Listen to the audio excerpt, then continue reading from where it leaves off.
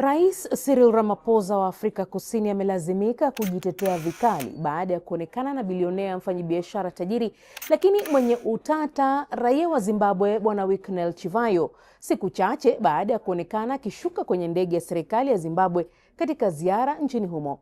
Katika ziara hiyo ya faragha kwenye shamba la rais wa Zimbabwe Emmerson Mnangagwa, Ramaphosa alipigwa picha akitembea karibu na Chivayo, jambo lililozua mjadala mkubwa kwa sababu mfanyabiashara huyo anachunguzwa na kitengo maalum cha makosa ya kifedha nchini Afrika Kusini.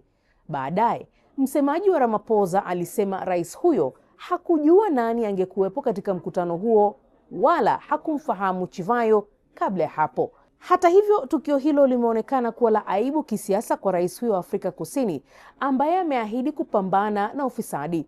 Lakini Winnie Chivayo ni nani haswa? Chivayo ni mfanyabiashara wa Zimbabwe aliyepata umaarufu kupita zabuni kubwa ya serikali hasa katika sekta ya nishati.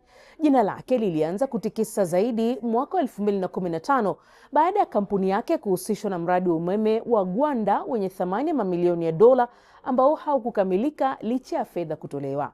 Baadaye aliendelea kuhusishwa na madai ya mikataba yenye utata, ubadhirifu wa fedha za umma na tuhuma za udanganyifu wa kifedha nchini Zimbabwe. Huku Afrika Kusini pia amekuwa akitajwa kwenye uchunguzi unaohusishwa miamala ya fedha na kandarasi zinazochunguzwa na mamlaka za kifedha kwa tuhuma za kuhujumu uchumi. Mbali na kusifika kwa utajiri na magari ya kifahari, Chivayo pia amekuwa akionekana karibu na viongozi mbalimbali wa Afrika.